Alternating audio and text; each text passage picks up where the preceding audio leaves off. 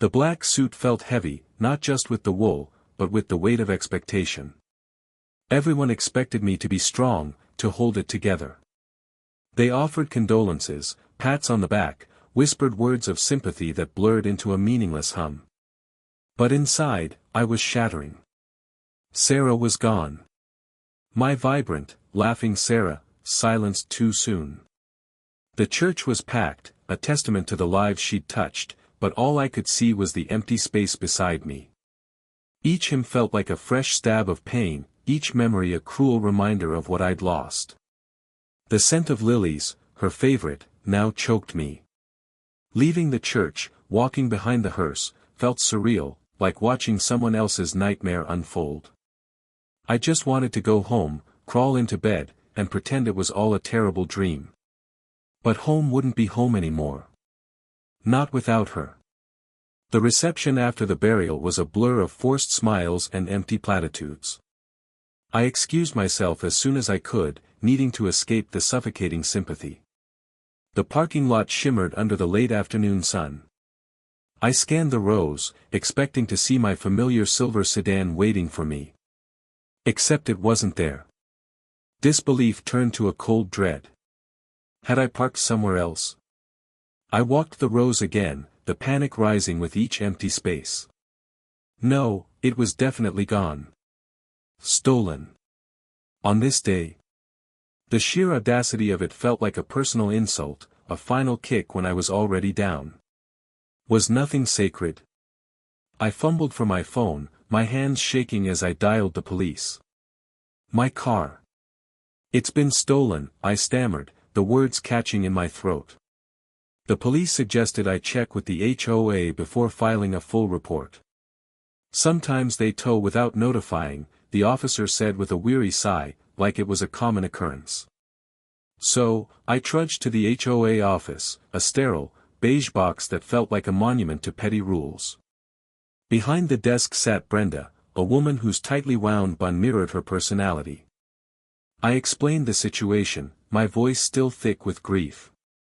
Stolen, she repeated, her eyebrows arching with skepticism. Are you sure you parked in a designated spot? She didn't offer condolences, didn't even look me in the eye. It was all about protocol. We haven't authorized any towing today, she stated flatly, shuffling papers with an air of bored indifference. Maybe you should retrace your steps.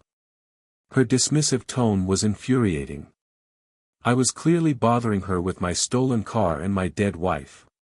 Frustrated and defeated, I left the HOA office. Retrace my steps. As if I hadn't enough on my mind.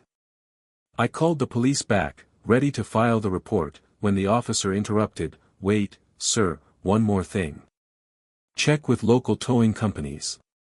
Sometimes they're slow to update the system." He gave me a list of numbers. The first few calls were dead ends. Then, on the fourth try, a gruff voice answered, "Ace Towing." I described my car, the location. A pause. "Yeah, we got one matching that description. Towed from the church parking lot earlier today. Improper parking."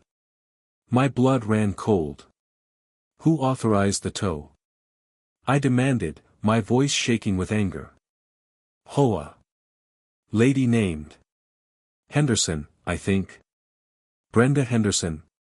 Ace Towing. The name was vaguely familiar. Ace Towing. The name echoed in my head, a faint, dusty memory stirring in the back of my mind. Then it hit me. Uncle Ray. My late Uncle Ray had owned a towing company. Ace Towing. When he passed, years ago, I'd inherited it. I'd been so caught up in my own career, in building a life with Sarah, that I'd barely given it a second thought. I'd hired a manager, signed some papers, and essentially forgotten about it. I pulled up the company records online, a jolt of disbelief surging through me. There it was, Ace Towing, listed under my name. Brenda Henderson, the dismissive HOA Karen, had authorized the towing of my car, from my own damn company. The absurdity of it all was almost too much to bear.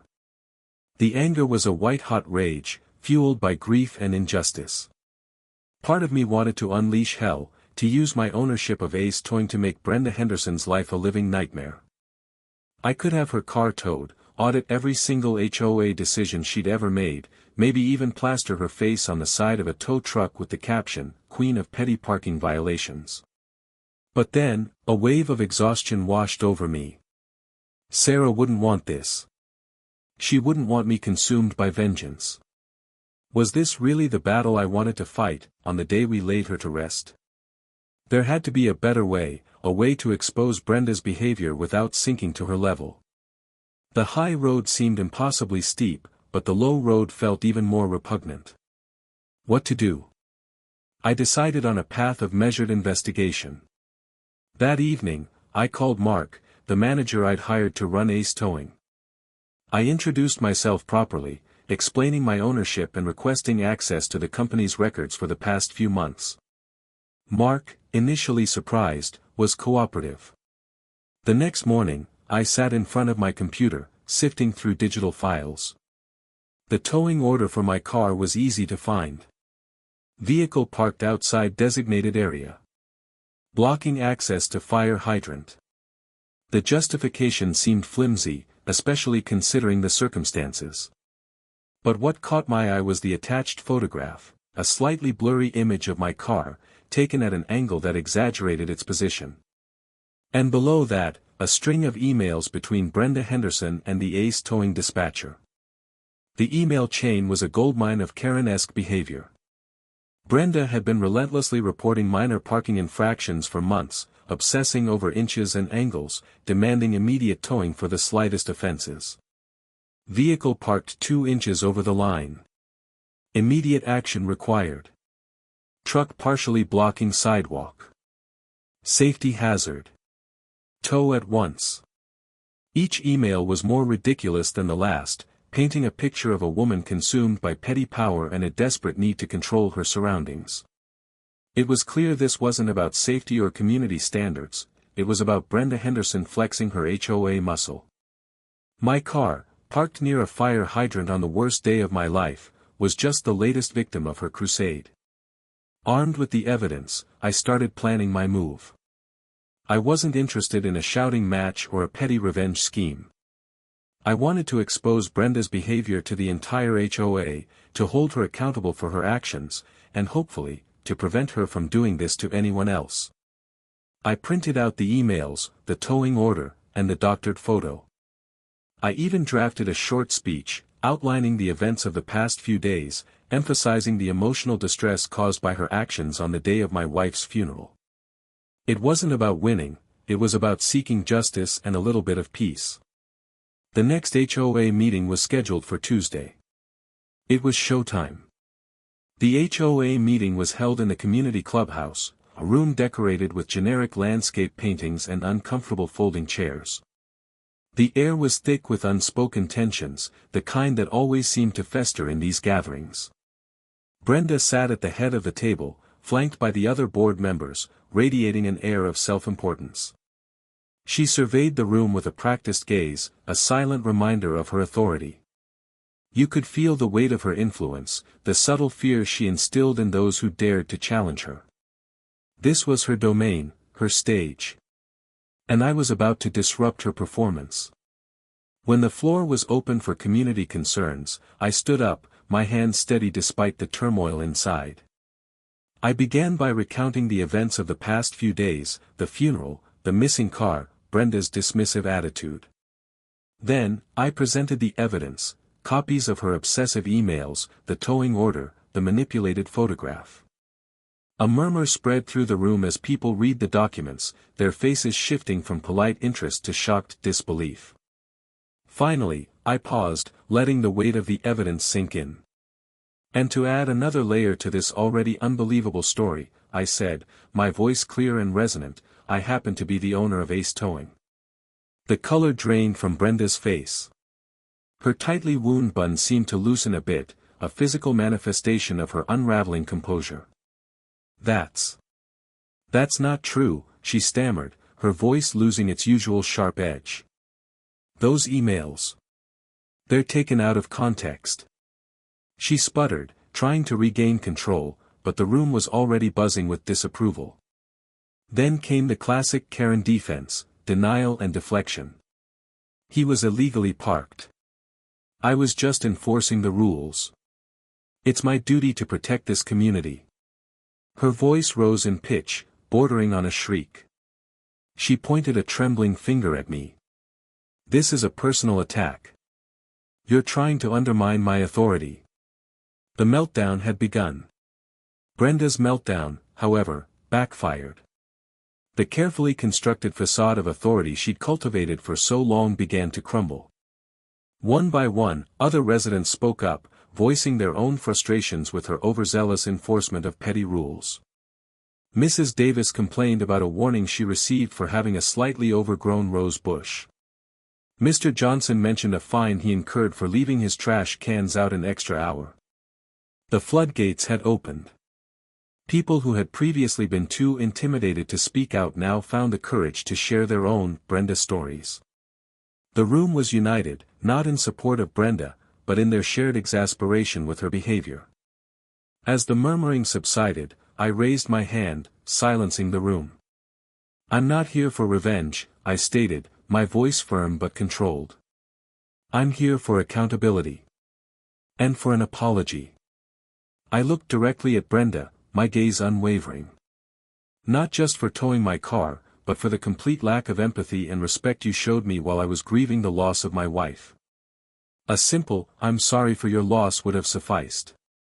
Instead, I was met with skepticism and indifference.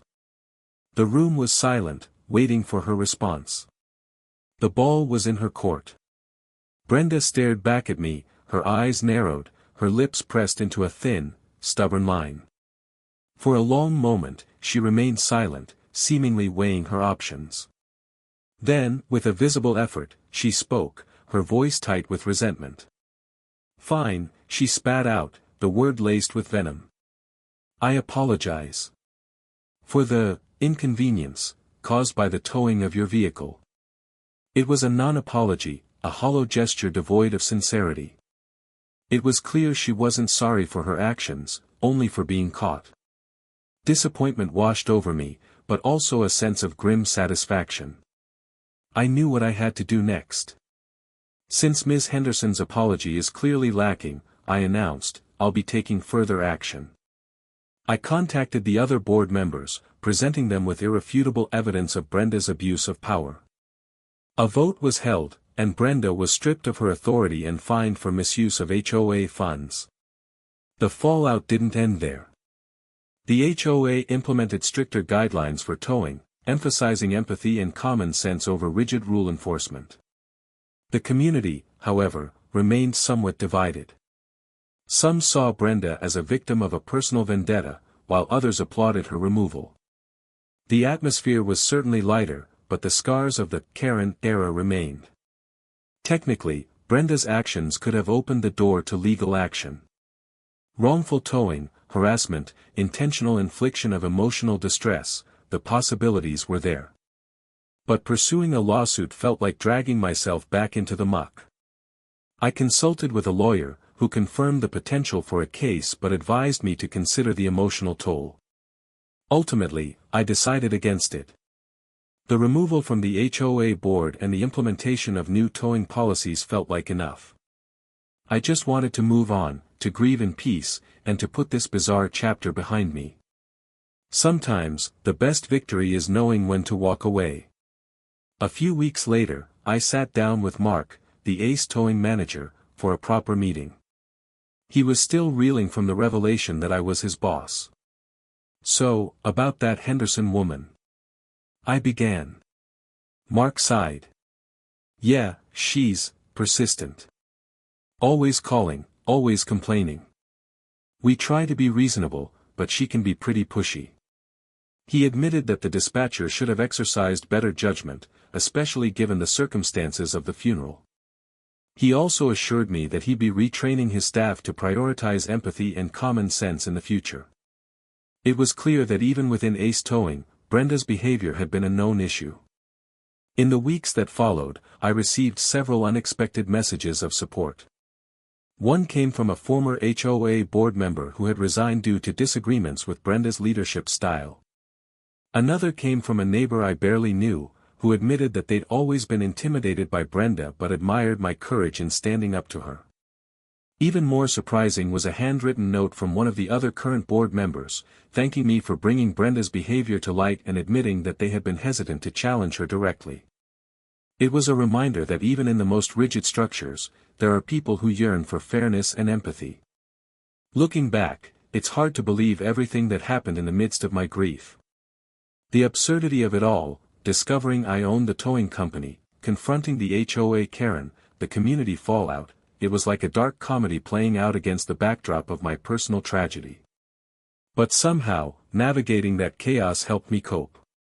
Focusing on something outside of myself, fighting for justice, even in something as trivial as a parking space, gave me a purpose, a distraction from the overwhelming sadness. It wasn't a cure, but it was a lifeline. Has the community changed? In some ways, yes. The HOA meetings are certainly less tense, and there's a noticeable effort to be more understanding and compassionate.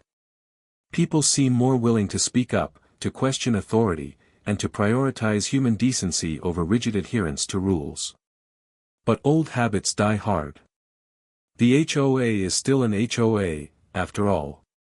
There are still parking disputes, still complaints about landscaping, still that underlying current of petty grievances. Perhaps the difference is that now, there's a slightly greater awareness of the potential consequences of unchecked power and a slightly louder voice advocating for empathy. As for the car, I couldn't bring myself to sell it. It was a simple sedan, nothing special, but it held so many memories of Sarah. Road trips, grocery runs, late-night drives listening to her favorite music, it was a mobile scrapbook of our life together. So, I kept it. I still drive it occasionally, and every time I do, I think of her, of the absurd events that followed her passing, and of the small victory I achieved in her name. It's a reminder that even in the face of grief and loss, there is still room for justice, for empathy, and for a little bit of dark humor. I've heard whispers that Brenda has found a new passion, monitoring dog waste. Apparently, she's now armed with a small plastic bag and a laser pointer, scrutinizing lawns for any signs of uncollected messes. It seems the need to control, to enforce, to find fault, runs deep. While the HOA may have changed, Brenda, perhaps, has not. I can only hope that her new crusade doesn't inflict the same kind of pain and disruption as her previous one. Some people, it seems, are destined to be Karens, no matter the consequences. The cycle may just begin anew. This whole experience taught me a lot. About grief, about community, and about the unexpected responsibilities that life throws our way. I learned that grief can manifest in strange ways, that anger and absurdity can coexist with profound sadness. I learned that even in the most seemingly homogeneous communities, there are hidden depths of empathy and courage. And I learned that owning a towing company, even one you've forgotten about, can lead to the most bizarre and unexpected confrontations. Most importantly, I learned the value of standing up for what's right, even when you're at your lowest, and even when the odds seem stacked against you. Even now, years later, I still think about Sarah, and I still think about that day.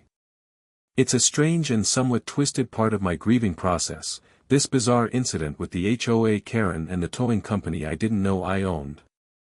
It's a reminder that life can be both heartbreaking and absurd, that even in our darkest moments, there's still room for resilience, for humor, and for a little bit of unexpected justice. And it's a testament to Sarah, to her spirit, to the fact that even in death, she somehow managed to inspire me to stand up, to fight back, and to find a little bit of light in the darkness. Perhaps that's the most important lesson of all.